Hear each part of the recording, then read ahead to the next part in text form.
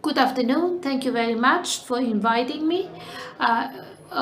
From a purely technical point of view, in recent years,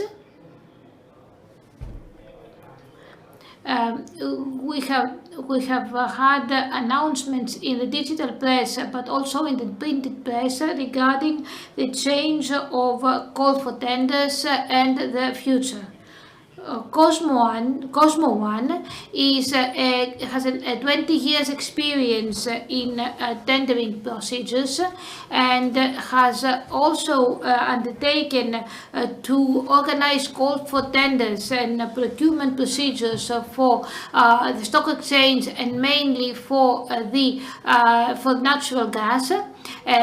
Being a steady, let's say, partner of the Independent Authority for Natural Gas since 2006, has a few things to say. First of all, we have had up to now approximately 18 digital content for tenders, 6 for wind farms and another 6 for big solar panel installations and another 6 for smaller such installations. So how does this work? Each of the candidates is registered in one of the platforms, visits the tendering platform, can download in PDF format the documents required for the tendering process, the tendering documents, then uploads his bid. The documents and bid are examined by the independent authority. Some of them are rejected or not admitted, and the rest are well examined, and of course the results are also uploaded on the whatever the independent authority platform. What have we succeeded with this process? First of all, the elimination of administrative burden. The transparency and very fast results. First of all, the participation is huge. In the most recent tender, call for tenders, we have received 1,500 different documents that were uploaded into the system. So what is important is that one can manage these documents in full transparency. Then, since transparency is of the utmost importance, we have actually succeeded, and we actually have been we have actually been received, let's say, congratulations to the European Union. Then it is a competitive way to call for tenders. It is fully objective. It is very fast, since one can process up to 8 documents per second. The independent authority can see all the bids without the names of the candidates. Every time the quantity is well covered, and of course all the information is readily available, and naturally, of course, it is also very has a very good price to benefit ratio.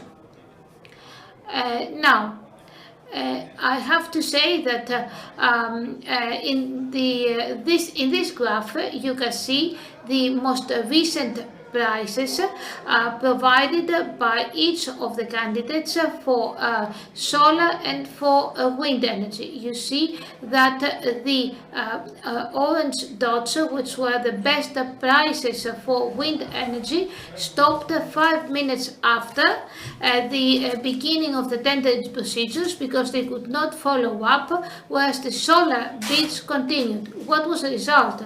All the green, the quantities actually approved were solar, whereas all the red and orange were wind and some solar. What I want to say is there are projects which actually produce the same power. So what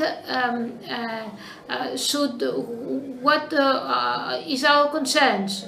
Should we organize neutral or separate bids? What new criteria should we impose? And should we have an exchange or a rotation of bids? Today, we have a Yankee type procedure. How does it go?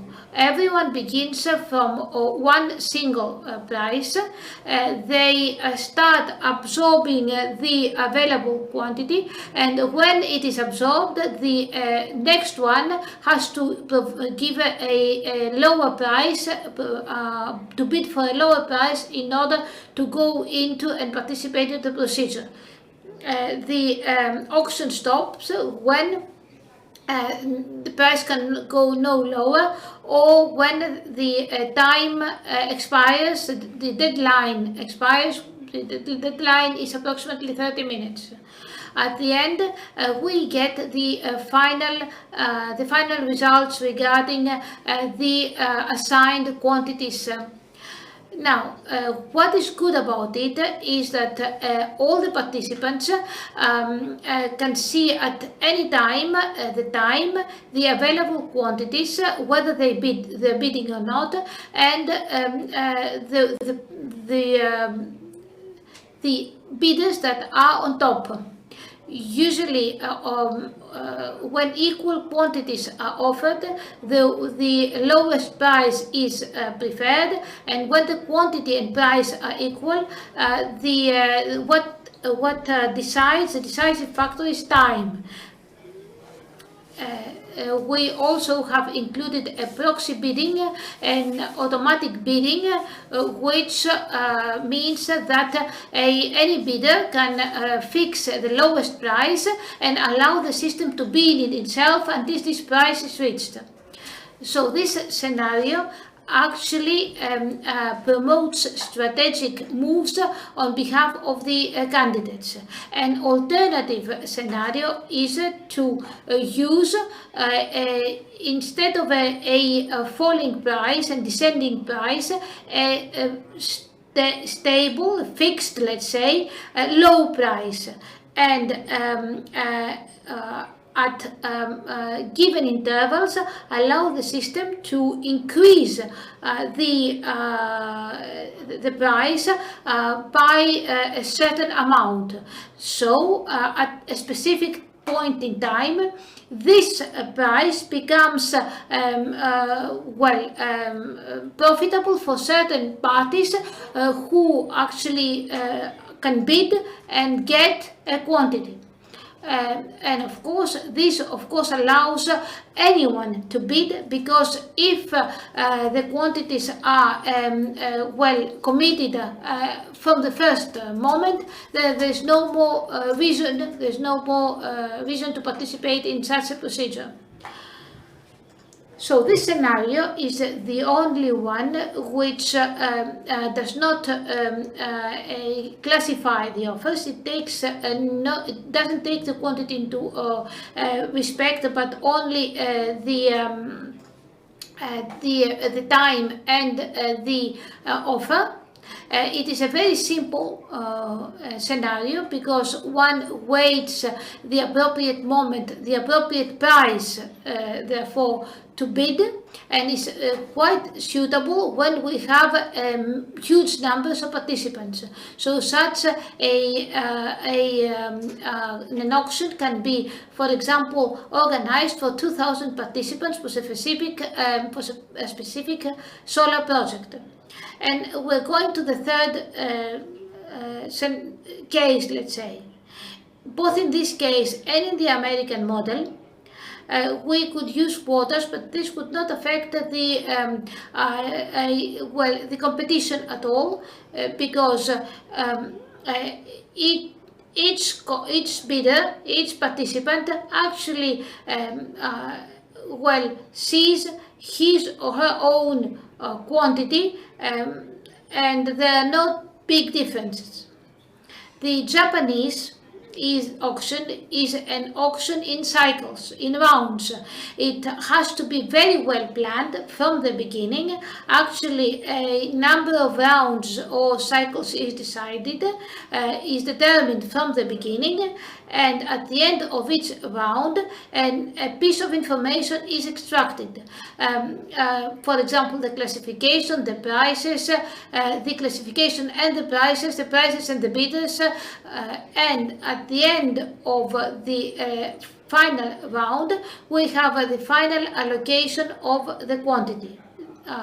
Time is of no essence here because the quantity is the same.